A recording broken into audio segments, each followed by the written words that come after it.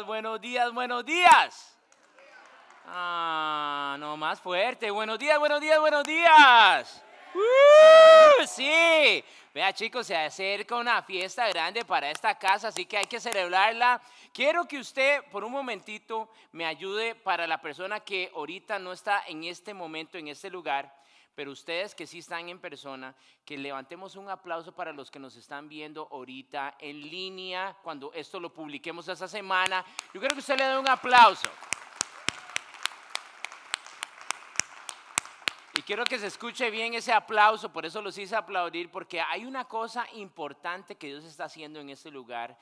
Yo sé que hay muchas personas que nos siguen por Facebook y nos siguen por YouTube y muchas otras cosas por Instagram, pero hay algo que sucede cuando usted está en persona en este lugar, que usted no se lo puede llevar. Hay veces cuando usted está detrás de una computadora, de su teléfono, escuchando o viendo eso. Así que yo quiero que usted invite a su gente, a sus familiares ahora para el 2 de abril, porque esto se va a poner bonito y va a ser una celebración de algo que Dios trae en su corazón, en su mente, para ponerlo aquí en esta casa, y usted va a ser el primero en experimentar eso. Así que yo quiero que estemos preparándonos para ese tipo de cosas. Entonces, voy a empezar con un versículo.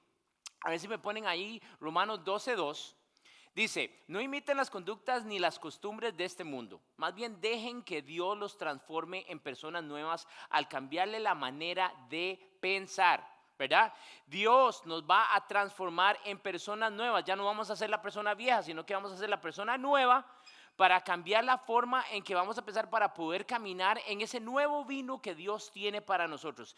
¿Me siguen con eso? Amén, ¿sí? Ok, entonces, ¿por qué estoy empezando con un versículo antes de hablar de cualquier cosa? Porque voy a dar dos anuncios bien fuertes y casi que los voy a predicar, pero quiero que me entiendan con esto. Ok, uno de nuestros valores aquí en Cypress es el cambio. ¿Ok? El aceptar el cambio. Cuando viene el cambio, tenemos que estar preparados y listos para abrazar el cambio. ¿Ok? Más cuando viene un cambio de parte de Dios, es un cambio que usted y yo tenemos que estar preparados. Por ejemplo, la Biblia lo dice, tenemos que estar preparados para que Dios transforme nuestro antiguo a ser el nueva persona. Transforme, cambie nuestra forma de pensar. Hay veces todavía traemos cosas de cuando vivíamos en Egipto. Ya no vivimos en Egipto, ahora vivimos aquí en la tierra prometida. Y eso es muy importante, de que usted y yo caminemos en eso. Entonces, uno de los conceptos más fuertes y valores aquí en Cypress es el cambio. ¿Cómo lo abrazo? La transformación de cuando usted era perdido, cuando usted andaba en el mundo perdido, y cuando usted fue encontrado y llegó a la casa de Dios, llegó a los pies de Jesús. Hay un cambio que sucede ahí, ¿verdad? Cuando se nos dijo: hey, ¿saben qué? Tienen que bautizarlos en el nombre del Padre, del Hijo, del Espíritu Santo, ¿verdad? Y hacerlos discípulos. Hay un cambio en el ser humano cuando sucede eso, ¿verdad? Entonces el cambio es algo a lo que usted y yo tenemos que acostumbrarnos en la vida del cristiano, ¿verdad? Nos empieza a cambiar poquito a poquito, pero toda esta vida tiene que ver con cambio. Siempre lo digo, en una empresa, cuando hay cambio, normalmente es porque está creciendo. Aquí en la iglesia están sucediendo varios cambios recientes porque hay un crecimiento grande que está sucediendo. Bueno, entonces todo eso a decir lo siguiente, todo eso para mi próximo anuncio. A ver si me ponen el próximo slide. Se acerca el día de Pascuas, el día de Easter. Ok, ese día nosotros cambiamos la hora de las 11 de la mañana a las 12:30 del mediodía. ¿Por qué? Porque estamos teniendo tanta gente que está llegando, que es una buena cosa a esta iglesia. Pero el ministerio de niños ahorita está como full extras, ¿ok? Al otro lado de esa pared están un montón de niños que nosotros traemos. Entonces, si hacemos el servicio a las 11, vamos a tener ese ministerio colapsando, y no me gustaría incomodarlo. Entonces, por sabiduría y por cambios que necesitamos hacer, este es uno de ellos. Queremos que el 9 de abril usted venga preparado. Esto lo vamos a poner en social media para recordarles a ustedes, porque yo sé que cuando damos anuncios aquí, muchos de ustedes ven, aplauden y todo, pero no sé qué están apuntando ahí en su calendario. Les estoy diciendo desde ya, saque su teléfono, apunte. Pero 9 de abril, si viene aquí a las 11, no vamos a estar predicando a las 11 ni cantando. Es hasta las 12:30, se tienen que esperar hora y media. Si quiere venir y estar con nosotros para hacer los preparativos de las 12:30, más que bienvenido, pero no vamos a iniciar hasta las 12:30 para para que lo apunte ahí, ¿verdad? Y ya saben que el 2 de abril es nuestro aniversario, la semana antes de esta, es nuestro aniversario, lo vamos a estar celebrando en grande. Entonces, ese es un cambio que yo necesito que usted lo apunte, por en caso que no me ven, ay, pastor, yo no sabía. No, ya se lo estoy indicando, ya se lo estoy diciendo. Los que están escuchándome ahorita en Facebook también se los estoy anunciando, se los estoy diciendo. Bueno, un impresionante, ahorita me quiero dirigir a algo muy importante que nos beneficia a todos los que estamos en este cuarto. Algo lindo y bello está haciendo Dios con nuestros jóvenes en esta iglesia, ¿ok?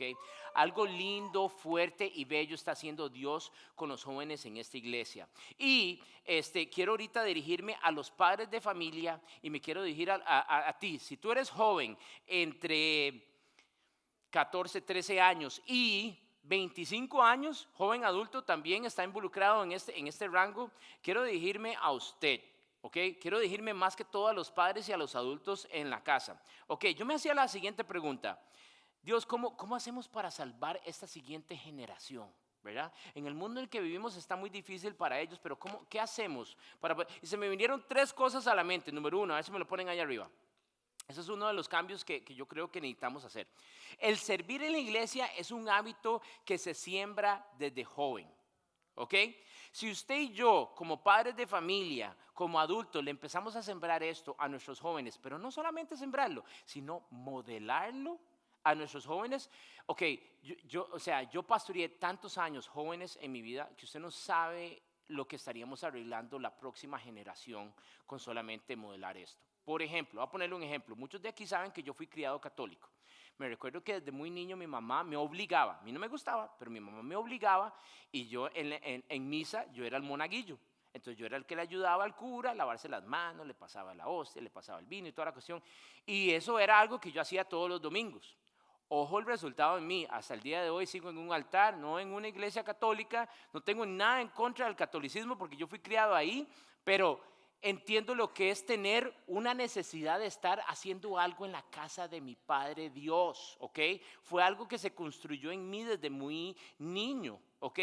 Yo le estoy diciendo a usted que si eso es algo que usted empieza a sembrar en su casa, con su joven, con sus hijos, ellos van a llegar adultos y van a tener una necesidad de ser efectivos en el reino del Señor, en la casa de Dios. Y decía mi abuelo, prefiero tenerlos en la iglesia haciendo algo que tenerlos en la calle quebrando ventanas. ¿Ok? Entonces, ¿por qué le estoy compartiendo esto? Porque creo que tenemos una oportunidad. Nosotros no hacemos nada específicamente para nuestros jóvenes en esta hora que estamos aquí adentro, específicamente para abrir. Por ejemplo, tenemos jóvenes trabajando en la tecnología, detrás de las cámaras. Tenemos jóvenes que la silla donde usted está sentado ahorita, ellos vienen los sábados en la noche a montar esa silla para que usted se siente tranquilo con su familia. Entonces hay diferentes áreas en que le podemos sembrar esto del servir en la casa de Dios. Y eso involucra que papá y mamá también debería de modelar esto en la casa para que le sea fácil que cuando usted lo presente como concepto en su casa, no sea algo como que me estás obligando, como yo decía, papi, me estás obligando a mí, pero tú no vienes y no vas a la iglesia. O sea, entonces es eso. Entonces, eso es algo que yo veo que estamos cambiando el futuro. ¿Ok? Si nosotros le sembramos este concepto a nuestros jóvenes, estamos cambiando el futuro. Otro que se me vino a la mente fue el siguiente, el número 2. Ayudar al joven a encontrar su identidad en Jesús. Dígame si esto no es cierto. En el mundo en el que vivimos hay tanta gente allá afuera que está tratando de enseñarle a nuestros jóvenes, a nuestros hijos, ay, es que tienes que hacer así, tienes que ser allá y tienes que vestir de esta forma y tienes que hablar de esta forma. Y ellos quieren encontrar su identidad en esas tonteras. Que cuando vienen a la casa de Dios y se sientan aquí en un servicio diseñado específicamente para la edad de ellos, para ellos pueden decir, ah, sí, mira, semejanza imagen a Cristo, semejanza imagen a Dios. Y cuando ellos encuentran su identidad en donde sí son aprobados, en donde sí son aceptados, en donde sí son adoptados, en donde sí son hijos de Dios, en donde fueron y nacieron con un propósito porque Dios los creó y no en las tonteras de allá afuera, yo creo que si usted y yo hacemos este trabajo juntos, estamos cambiando el futuro. ¿Amén o no amén? Amén, ok. Hay una tercera, espérese antes de que aplauda, conectándose en comunión. Aquí estamos, ¿por qué digo que hay un desarrollo lindo sucediendo a nivel de nuestra juventud? Porque los domingos a las 6:30, 6:30, A las 6 estamos teniendo un servicio diseñado específicamente para estos jóvenes. ¿Por qué? Porque cuando ellos llegan y se sientan en algo diseñado para la edad de ellos, ellos están en un grupo pequeño. Les voy a contar un testimonio pequeño. Nosotros iniciamos un grupo pequeño de jóvenes que pensaron que iban a llegar unos 6, unos 10 la primera semana de enero, y a la siguiente semana teníamos 30. ¿Y cuántos? 29, 30, imagínense. En la segunda semana ya no era un grupo pequeño, era un grupo grande. Y hasta el día de hoy estamos manejando ya una actividad, ya no estamos manejando un grupo pequeño. Dios está haciendo algo grande a nivel de nuestra juventud, y usted y yo tenemos que abrir los ojos y actuar y ser parte de eso en el nombre de Jesús. ¿Amén o no amén? Ahora sí, ok. Con esa pequeña introducción, ahora quiero iniciar la enseñanza de que estamos en la semana número 5. Yo no sé si Dios le está hablando a usted con esa historia de David o no, pero a mí me está hablando exagerado. Pero los montes y los valles de la vida de David, los subes y los bajes, ¿verdad? De su vida y el estudio de la vida de David. La semana pasada hablábamos de cómo la fama de David estaba subiendo y subiendo, y estaba agarrando un montón de fama porque todo lo que tocaba y veía David se multiplicaba.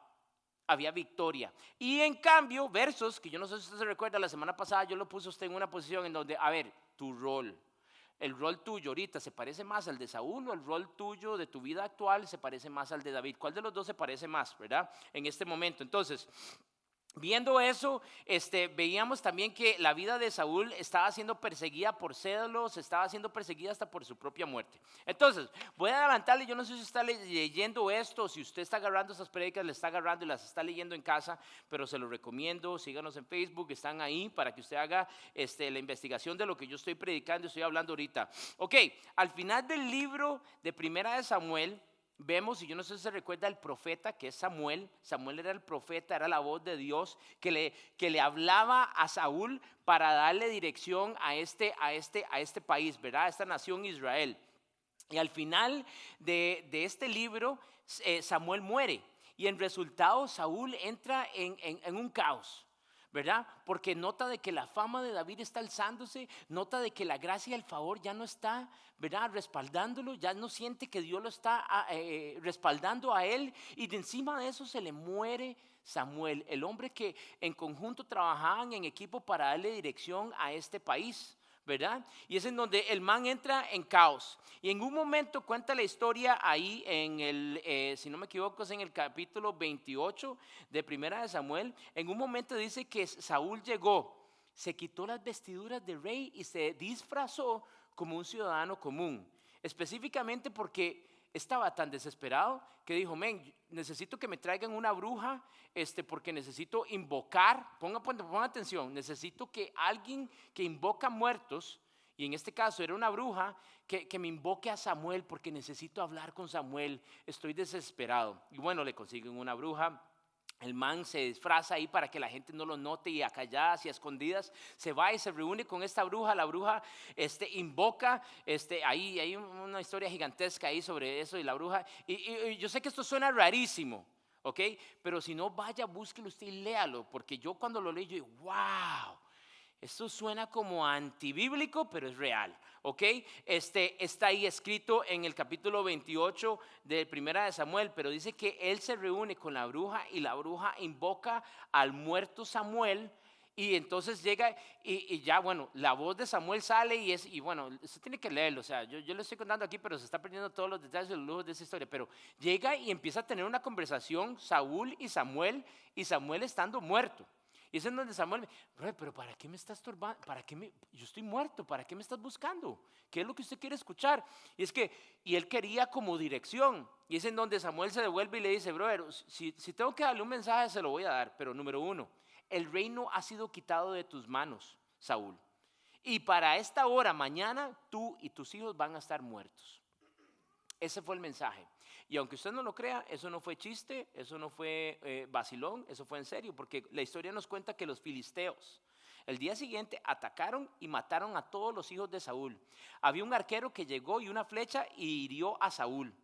Y Saúl, estando ahí en el suelo, casi que murimuerto, viene y le dice a su arquero privado, le dice: brother, yo no voy a permitir que vengan los filisteos y me maten, así que necesito que me mates tú.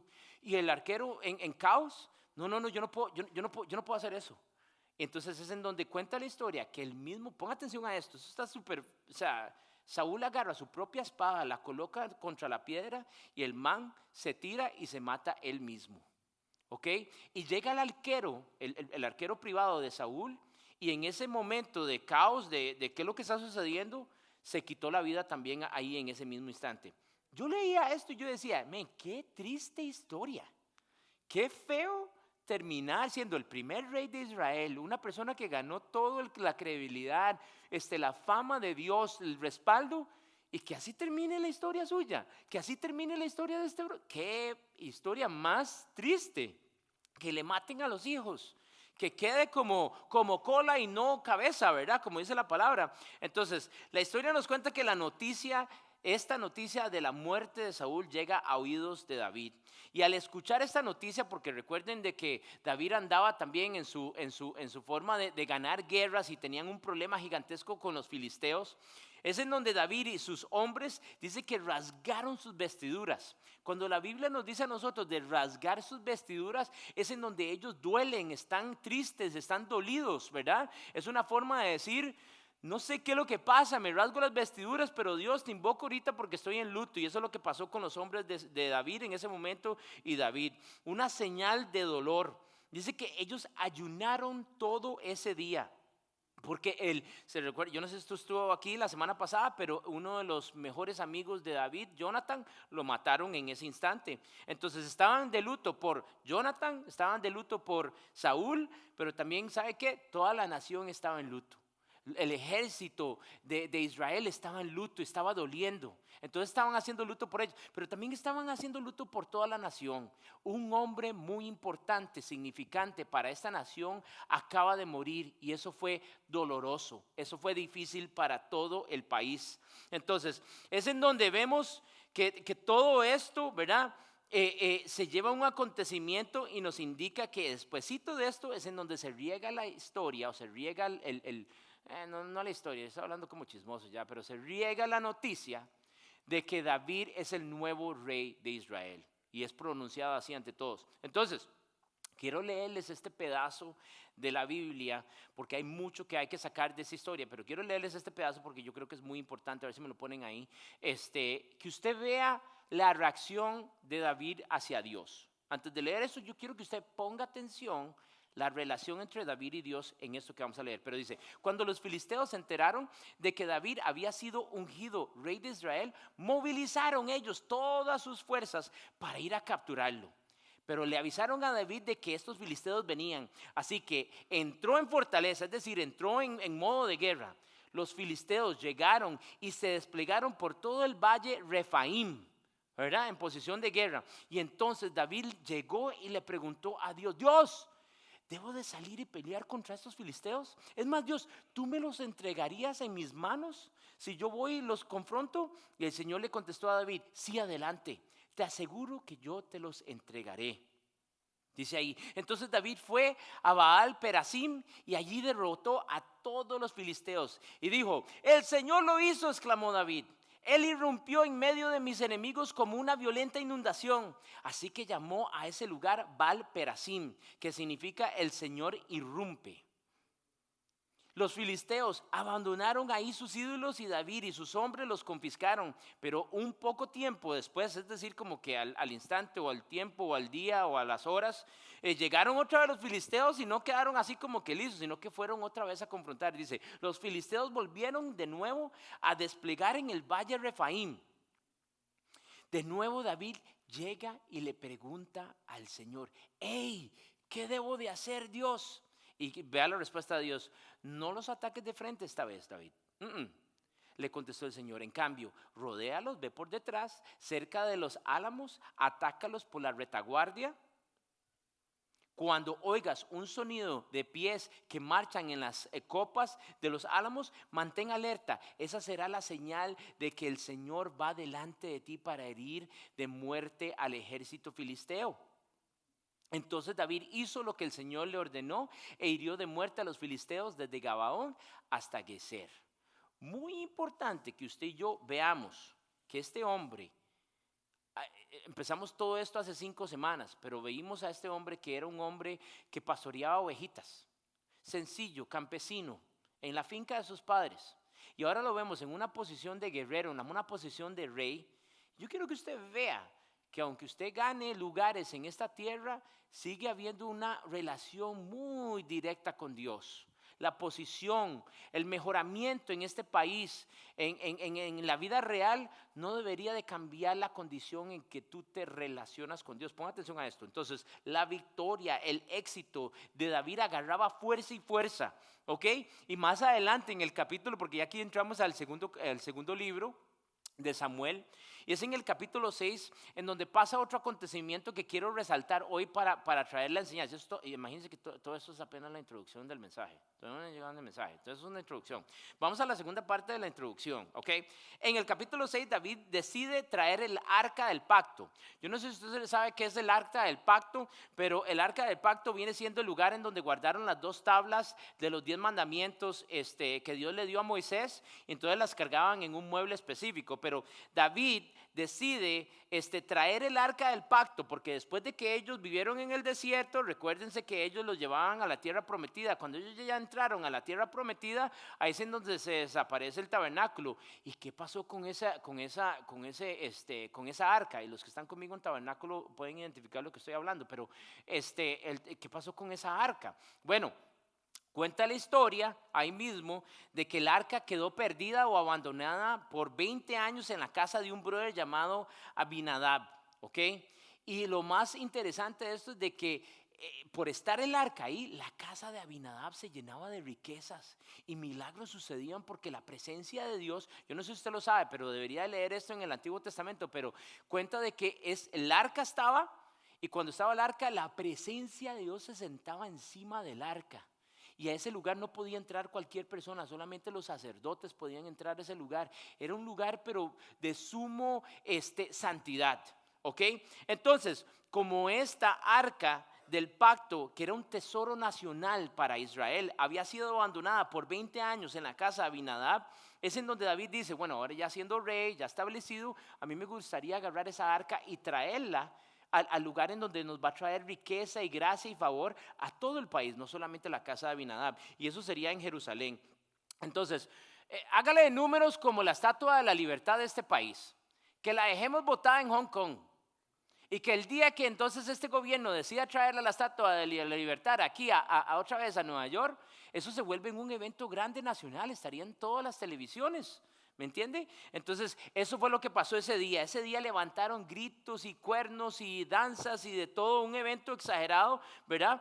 Y específicamente para jalar esta arca de la casa de Abinadab a Jerusalén, había construido una carreta específica con bueyes para poderla jalar de un lugar al otro. A ver si me ponen el slide que quiero que vean ahí. Por ejemplo, aquí a la derecha usted va a ver que ese es el arca. Si ustedes ven, esos sacerdotes están alzando unos tubos, ¿verdad? Porque el arca usted no lo puede tocar directamente. Los tubos se pasan por unas argollas y eso es lo que alza esa arca. Y ese día que la estaban pasando de la casa de Abinadab hasta Jerusalén, la trasladaron en algo similar a esta otra foto aquí a la izquierda, que es en una carreta con bueyes. Pues la historia cuenta que llegaron los bueyes y estaban jalando el arca, y donde la estaban jalando, uno de los bueyes se tropezó. Entonces la carreta como que agarró de lado y se estaba cayendo. Y llega uno de los hijos de Abinadab que estaba ayudando a jalar esta arca de punto A a punto B, y donde ve que el arca se va a caer, dice que él metió la mano, y donde metió la mano, ¡pum!, cayó muerto. ¿Ok? ¿Y por qué cayó muerto? ¿Ok? Y esa es la pregunta. Vamos un poquitito porque se los quiero decir, pero en Números 4:15, cuando yo me devuelvo al Antiguo Testamento, dice que el arca fue construido y el arca era tan santa que usted no la puede tocar porque se puede caer ahí muerto inmediatamente. Eso es peligroso. ¿Ok? Y el man cayó muerto. Habían leyes específicas con sistemas específicos de cómo es que se traslada esta arca de punto A a punto B. ¿Ok? Y David, tantos años habían abandonado esta arca que se les había olvidado, yo creo que eso. Entonces, ¿qué es lo que pasa ahí? David decide dejar esta arca parqueada en otra casa, en la casa de un brother llamado Obed-Edom, y la deja ahí Obed-Edom, por 3 meses. hasta que arregla este asunto para volver otra vez a recapacitar, ¿verdad? ¿Cuáles son las leyes y cuál es el sistema que tenemos que seguir para que nadie caiga muerto en el momento que pasemos la arca de punto A a punto B? Entonces, finalmente trae de vuelta a la ciudad, ¿verdad? El arca, y obviamente, ¿verdad? Lo que yo acabo de escribir, habían sacrificios, habían eventos, es como un festival, ¿verdad? Había todo un fiestón. Y el día en el que el arca va entrando a la ciudad de David, David cuenta la historia que David se quita sus vestiduras de rey y se quedan con las vestiduras que estaban adentro, que eran las vestiduras de sacerdote. ¿Ok? Yo sé que muchas personas han predicado esta parte de la historia al revés y dicen que David bailaba desnudo. Y eso no es así. Si usted lo lee en esta palabra, porque para eso está esto, yo lo leo y verifico lo que yo estoy diciendo ahorita, y cuando lo veo en Facebook, verifico a ver si eso es así o no. Él no bailó desnudo, dice que él se quitó sus vestiduras de rey y se quedó con las vestiduras que estaban adentro de esos vestidos, que eran las vestiduras de sacerdote. Y es en donde él de una forma nos está diciendo: me quito la corona de rey porque ahorita nada más quiero ser tu sacerdote, tu sirviente, Dios. ¿Ok? Y dice que él danzó. ¿Cuántos aquí les gusta bailar? Vamos, si yo lo veo y yo sé que usted baila y no levanto la mano, vamos, levante la mano. Yo sé que yo estoy viendo a usted. Si usted levanta, si no, ok, yo sé quién baila aquí. Levante esa mano. A ver, los que saben bailar aquí, levánteme la mano. Ok, ajá, eso, excelente, así me gusta. No quiero enredos aquí, cuentas claras. Ok, imagínense que ese día cuenta de que el brother bailaba ante la presencia del Señor, pero esa bailada de que usted se pega una bailada donde usted termina sudado de tanto que usted baila. Ahora imagínense eso, hacerlo para Dios, no para el mundo. Eso fue lo que pasó ese día. Él estaba pero alegre porque pudo pasar algo que es un monumento, un tesoro nacional que había sido abandonado, lo llevaba para el lugar en donde pertenecía. Y él danzaba con una, ¿verdad? Con fuerzas. Dice que terminó, ¿verdad? Completamente ese brother gastado de eso. Entonces, dice que danzó con todas sus fuerzas ante el Señor. Y la gente gritaba con alegría y sonaban los cuernos, ¿verdad? Mical o Micaela, yo creo que se lee en otra versión, que era la esposa. Yo no sé si se recuerdan de la parte que yo dije, el chisme la semana pasada, de que se había casado con la hija de Saúl. ¿Se recuerdan de eso? Sí, bueno, la hija de Saúl estaba observando a David mientras él bailaba al frente de la presencia de Dios, mientras entraba esta arca hacia Jerusalén, y lo vio con desprecio por la ventana. Y dice que ella estaba enojada porque él, en vez de ser rey y traer eso con nosotros, más bien se veía como cualquier otro ciudadano. Y quiero leer este pedazo de la Biblia un momentito aquí a ustedes. Segunda de Samuel 6, del 21 al 23, dice lo siguiente: David le replicó a Micael: ¿sabes qué? Yo estaba danzando, Mical, delante del Señor. ¿Por qué? Porque Él me eligió por encima de tu papá, por encima de tu familia. Él me eligió a mí. Él me designó como el líder de Israel, el pueblo del Señor. Y de este modo celebro delante de Él con orgullo y con honra. Pásame el siguiente. Así es, estoy dispuesto a que a mí no me importa quedar en ridículo, e incluso ser humillado si es necesario ante mis propios ojos. Y ahora, como tú mencionas, porque ella le reclamó ahí que todas las sirvientas alrededor se le quedaban viendo ahí al brother, ¿verdad? Con ojos ahí. Pero esas sirvientas que tú mencionaste, de seguro seguirán pensando que soy distinguido. Y cuenta, vea lo que dice la Biblia: Mical, la hija de Saúl, nunca tuvo hijos en toda su vida, de ahí en adelante. Entonces, yo quiero, y todo eso decir la introducción al mensaje. Imagínense, hasta ahorita voy a empezar el mensaje. Veamos los secretos para las victorias que tenía David. ¿Qué eran los secretos que David tenía para estas victorias? ¿Cuáles eran? Habían dos costumbres que yo quiero que analicemos, importantes, que sobresalen sobre todas estas batallas que él ganaba, sobre todas estas luchas que él tenía, sobre todos esos botines que se ganaba y todo lo que ni nos podemos ni imaginar que también él se ganaba. Número uno, lealtad firme. Esta era una costumbre que él tenía. Él tenía una lealtad a Dios. Él tenía una lealtad, póngame atención. Él tenía una lealtad a Dios que no importaba si fuera pastor de ovejas o si fuera el rey de Israel, que son dos posiciones muy diferentes. Él tenía una lealtad a un solo Dios. ¿Ok? David constantemente buscaba la dirección de Dios. Por ejemplo, en el versículo anterior leíamos en donde él decía: estando frente a los filisteos, Dios, salgo a pelear con ellos. ¿Y qué le contestó Dios? Sí, ve, yo te los voy a entregar, tranquilo, yo te los voy a... ¿Y qué tuvo por resultado? Victoria, ganó. Tiempo después, los mismos filisteos otra vez atacaron y él pudo haber dicho esto: tranquilo Dios, ya, yo estaba en esta posición antes, tranquilo. Yo sé lo que hay que hacer aquí y no fue así.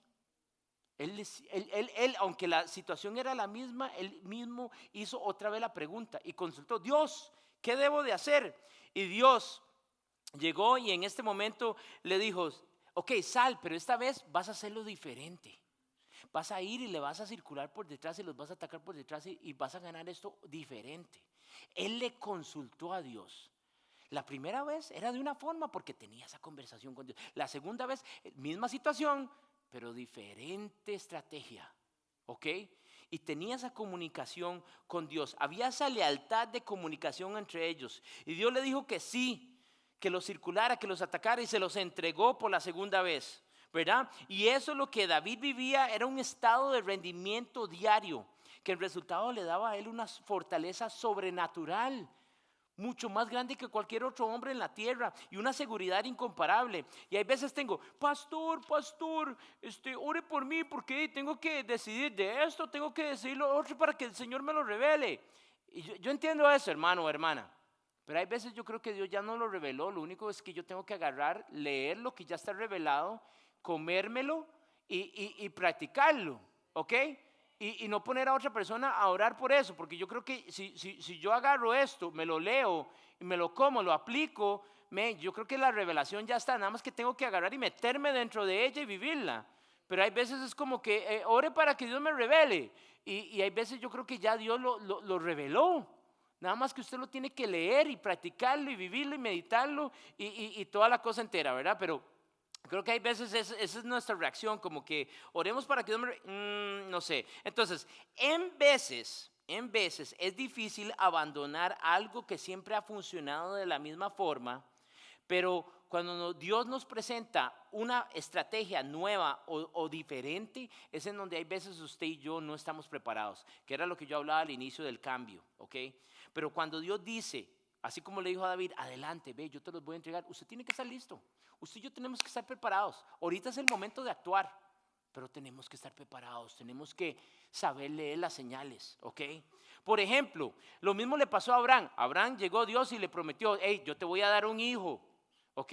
Y llega y queda embarazada y nace el hijo, pero después de que nace el hijo, mira, Dios vio esta situación en donde, y yo quiero que todos me pongan atención en esta parte, es donde llega y dice, oh, ya le di el hijo. Bueno, a ver, sacrifícame el hijo.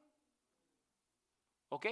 Y todos sabemos de que eso fue una prueba de lealtad, ¿ok? Que él quería saber, bueno, ahora que le di el hijo, ¿me continúa siendo leal a mí o ahora su Dios es el hijo?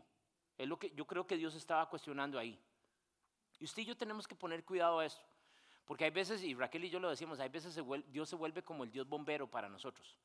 Tenemos un fuego en nuestra vida, venga Dios, ayúdeme, por favor, apague el fuego. Llega Dios, apaga el fuego, ¡pum! Ya no soluciona, ya ahora listo, ya no te necesito, ya ahora puedo solo. Y lo dejo botado porque ya me resolvió lo que yo necesitaba. Muy importante, que esa no era la condición. Él pasó de ser pastor a ser músico, a ser guerrero y a ser rey, pero la relación seguía aún más fuerte. Había una lealtad fuerte entre ellos dos, ¿ok? Y yo creyendo que hay veces, por ejemplo, yo sé que para muchos de nosotros hay veces tocarles el bolsillo cuando decimos ofrendas y diezmos era difícil. Pero cuando llega Dios y te pide, men, ¿sabes qué? ¿Vas a sacrificarme a tu hijo para ver tu lealtad? Men, eso es otro nivel. Yo no sé que usted y yo como papá y mamá podríamos llegar a ese punto. ¿A dónde estaríamos? Pero tenemos que entender que hay una lealtad a la que le debemos a Él, porque Él es el que nos da vida, es el que nos da salud, es el que nos levanta todas las mañanas, es el que nos da trabajo, es el que nos da carros, es el que nos da techo, es el que nos da cama. ¿Soy yo agradecido y entiendo quién es el que me dio eso o por mis propios medios que yo me lo gané?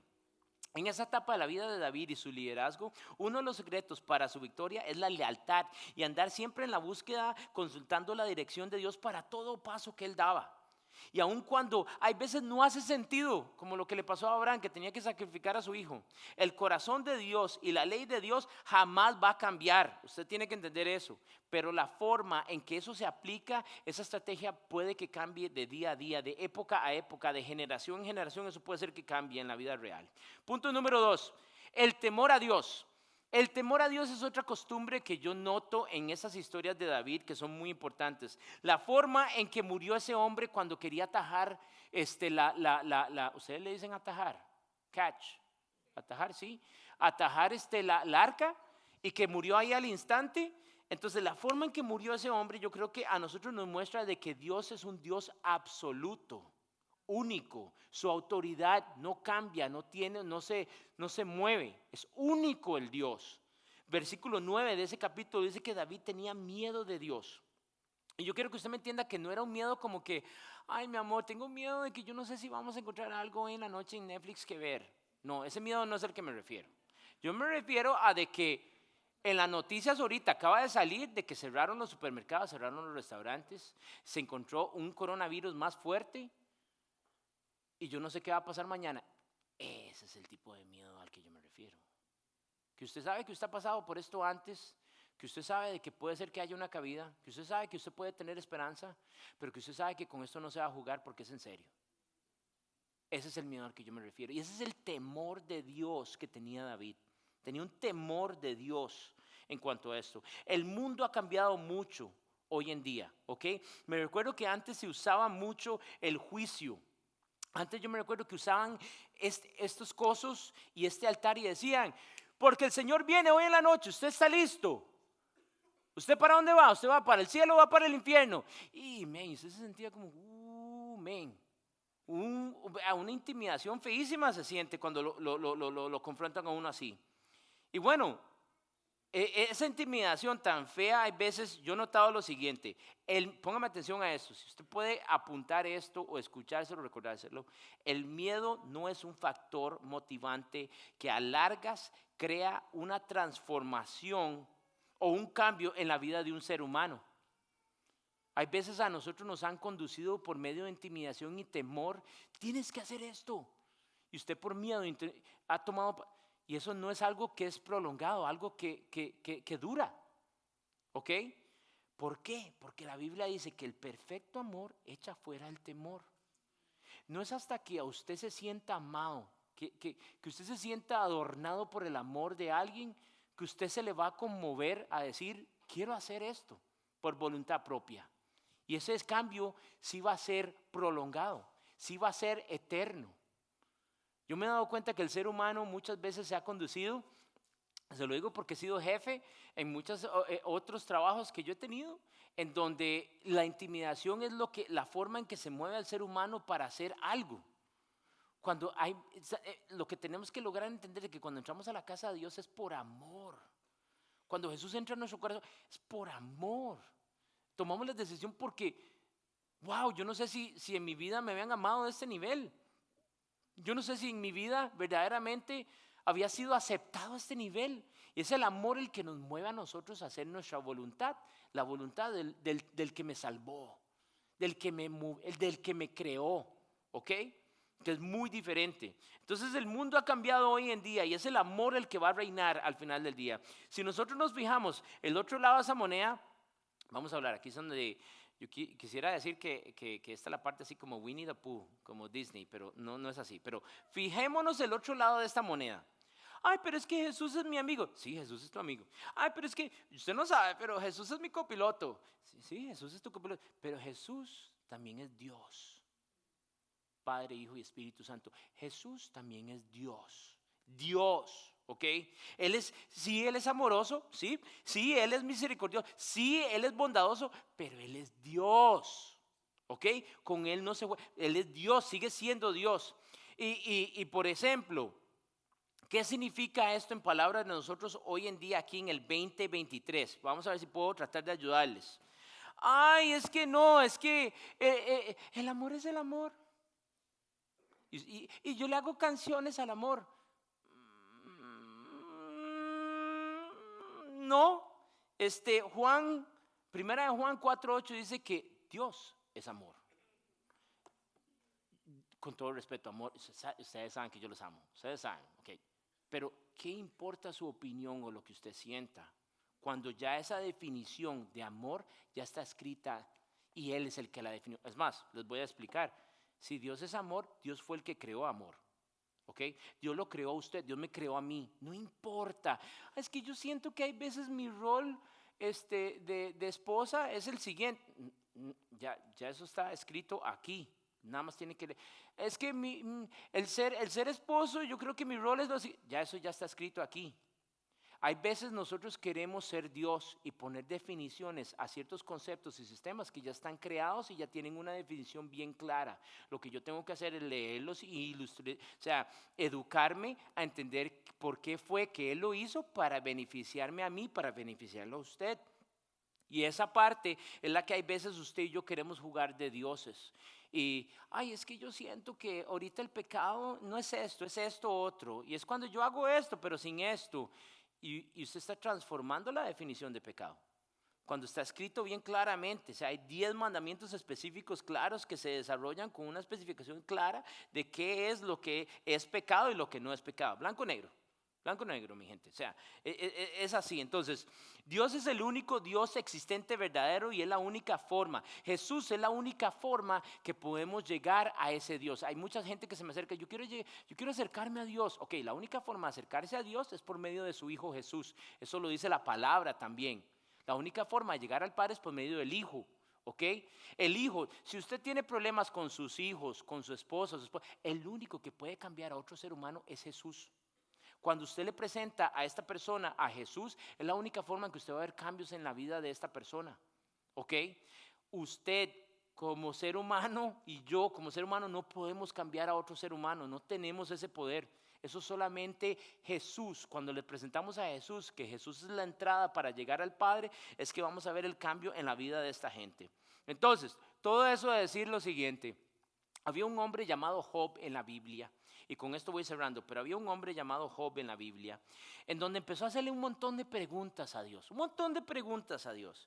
Y yo quiero que usted me entienda eso porque hay veces cuando usted y yo no entendemos cosas, hacemos un montón de preguntas. Pero hay veces hacemos tantas preguntas y nuestra fe hay veces empieza a madurar que nuestras preguntas se convierten en cuestionamiento. ¿Me entienden con el concepto? Hay veces yo ya no estoy preguntando porque no entiendo, sino que yo ya estoy cuestionando porque yo ya tengo un concepto y me lo estoy guardando, pero porque no creo en lo tuyo, entonces te cuestiono para rodearte en lo que yo ya estoy opinando. No sé si, ¿me entienden? Entonces, eso fue lo que pasó aquí. O sea, Job empezó a hacer tanta pregunta que ya su pregunta empezó a cambiarse en un cuestionamiento. Y esta es la respuesta de Dios. A ver si me lo ponen ahí arriba. Job 38 del 1 al 12. Dice así, entonces el Señor le respondió a Job desde el torbellino, hey, ¿quién es este que pone en duda mi sabiduría con palabras tan ignorantes? Prepárate, muestra tu hombría, porque tengo algunas preguntas para ti, Job, y tendrás que contestarlas. Siguiente, ¿dónde estabas tú cuando yo puse los cimientos de la tierra? ¿Dónde? Dímelo, ya que sabes tanto, ¿quién decidió tus dimensiones y extendió la cinta de medir? ¿Quién? ¿Qué sostiene sus cimientos y quién puso la piedra principal? ¿Quién, Job? ¿Ah? Mientras las estrellas de la mañana cantaban al coro y todos los ángeles gritaban de alegría, ¿quién contuvo el mar dentro de sus límites cuando brotó el vientre y cuando los vestí de nubes y los envolví en densa oscuridad? ¿Quién? ¿Ah? Pues los encerré detrás de portones con rejas y puse límites en sus orillas y dije, de aquí no pasarás, aquí se detendrán tus orgullosas olas. ¿Alguna vez has ordenado que aparezca la mañana al causado del amanecer y se levante al oriente? Y aunque ustedes no lo crean, seguían capítulos y capítulos y capítulos de la respuesta de Dios hacia Job. Quiero leerle la última parte de esto, porque en el capítulo 40 dice lo siguiente, y aquí es donde vemos la respuesta de Job, porque yo creo que esto nos confronta a cada uno de los que estamos aquí, porque hay veces eso es lo que nos está diciendo a nosotros. ¿Quién? ¿Ah? ¿Quién, Julio? ¿Quién? Y es en donde Job tiene una respuesta porque, ahorita les digo, entonces el Señor le dijo a Job, ¿todavía quieres discutir con el Todopoderoso? Tú criticas a Dios, pero ¿tienes las respuestas, Job? Y entonces es en donde Job le responde al Señor, ¿sabe qué, Señor? Yo no soy nada. ¿Ah? ¿Cómo podría yo encontrar respuestas a esta pregunta? Es más, ¿sabe qué? Me voy a tapar la boca con la mano. Me voy a tapar la boca con la mano y es más, ya hablé demasiado, no tengo nada más que decir. Luego el Señor respondió a Job desde un torbellino, prepárate. Chicos, prepárense, prepárate. Muestren su hombría. A ver, párense fuerte. porque tengo algunas preguntas, dice Dios. Yo tengo algunas preguntas para ustedes y ustedes tienen que tener respuestas y contestarlas. ¿Qué les estoy diciendo? Cuando usted y yo tenemos temor a Dios, tarde o temprano algún día vamos a estar frente al Padre y vamos a dar respuestas a preguntas que Él va a tener. Y usted y yo tenemos que estar preparados para ese día. ¿Ok? La raíz de la lealtad que tenía David era impulsado por una raíz llamada amor. Ese amor que tenía hacia Dios era un amor genuino. Un amor que cuando Dios decía brinque, usted brinca, porque usted sabe que a usted le beneficia brincar. Cuando Él le decía a David, adelante, yo te los voy a, porque Él te lo iba a entregar. Pero cuando Él te dice alto, usted tiene que saber hacer alto. Usted sabe que usted no debería entrar ahí, usted no sabe que usted no debería hacer eso. Usted tiene que hacer ese alto. Su corazón y su mente, la mente de David, siempre estaba sintonizada, ¿verdad?, con el Señor en todo momento. No importaba si era defendiendo ovejas, o si era defendiendo guerreros, o si era defendiendo ciudadanos. La relación más bien se fortaleció. Había una sintonización muy importante. El temor de Dios era algo de su diario vivir, era su estilo de vida. Ese temor a Dios en donde usted le pregunta, Padre, ¿qué debería de ponerme hasta medias rojas o medias azules? ¿Qué debería de hacer hoy? Usted le consulta todo a Dios porque es su diario vivir, su estilo de vida. Y la forma en que podemos ver esto es cuando Dios le da a usted éxito, cuando Dios le da a usted victoria. Pero ¿por qué le da victoria y por qué le da éxito? Es porque usted tiene una lealtad, usted tiene un amor genuino hacia Él. ¿Ok? Usted es real ante Él. Yo creo que usted se ponga sobre sus pies. Quiero que oremos un momentito aquí. Quiero que cierre sus ojos. Padre, te alabamos, te honramos, te bendecimos. Te pedimos, Señor, que tú seas el número 1, el número 2, el número 3, el número 4, el número 5, Señor Dios, en nuestras listas de prioridades. Que yo, Padre Santo, todo lo que yo haga, todo lo que hagamos, Señor Dios, sea para honrarte a ti, sea para tenerte lealtad a ti, Dios, sea para honrarte a ti, sea para que mi próximo paso sea con temor, Señor Dios, de que estoy haciendo tu voluntad, no mi voluntad, Señor, es tu voluntad, Dios. Te pedimos, Padre, que tú nos protejas, que tú nos guardes, que tú nos conduzcas, que tú definas cuál es mi próximo paso, que tú definas cuál es mi próxima decisión que tiene que bendecir y honrar tu nombre. Te pedimos, Padre Santo, que nuestras familias, nuestros hijos, nuestros jóvenes, nuestras tías, nuestros tíos, nuestros familiares en nuestros países, Señor Dios, sean protegidos bajo tu vallado, Señor Dios. Te pedimos de que podamos hacer la diferencia, que las decisiones que nosotros tomamos aquí en este lugar sean decisiones que engranden tu reino y que hagan una diferencia en este mundo tan perdido, tan oscuro. Que nosotros podamos ser la punta de lanza que muestre la diferencia en medio de una comunidad perdida que necesita llegar a tus pies, Padre Santo. Que las decisiones de nosotros, así como dice tu palabra, que a donde nos vean unidos van a notar que somos tuyos y que somos tú, que representamos a Dios, que representamos a Jesús, que representamos al Espíritu Santo en medio de esta comunidad. Donde nos ven unidos diferentes naciones, de diferentes lenguas, de diferentes lugares, con diferentes culturas, con diferentes hábitos, Padre Santo. Donde nos ven unidos se darán cuenta que somos tuyos, que representamos al Dios verdadero. Así como intimidaban los restos de las otras naciones cuando llegaba a Israel, así seremos nosotros unidos, Padre Santo, porque estamos con lealtad hacia ti. Mantenemos lealtad hacia ti, mantenemos temor hacia ti, Señor Dios. Nos conducimos por tu palabra, por lo que tú nos has mandado a hacer en esta vida, en el nombre de Jesús. Y todos decimos amén.